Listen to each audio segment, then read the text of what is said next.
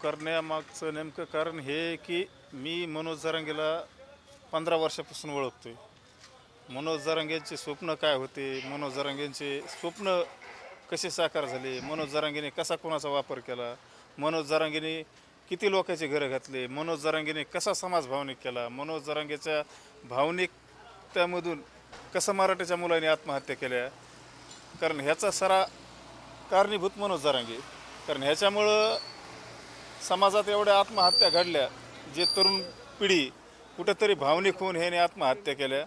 ह्याला कारणीभूत मनोज जरांगे. कारण मनोज जरांगे फक्त त्याच्या 4 लेकरापुरता आणि बायकोपुरता जगतो.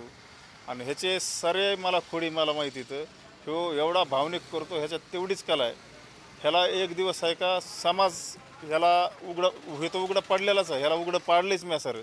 पण एक दिवस समाजाच्या सुद्धा लक्षात येईल की ह्यो किती हरामी आणि ह्याने किती माता मावल्याच्या मराठ्याच्या माता मावल्याचे कुकू पुशिलेत. ह्याचा कारणीभूत फक्त मनोज जरांगे. आणि येणारा काळ जे असं बोलतो, कोणाला बी खालीवर कुठं बी जातो, जातीवादी भडकून देतो. मला तर कुणाच्या बाजूने मी बोलू बी शकत नाही आणि बोलणार बी नाही इथून पुढं.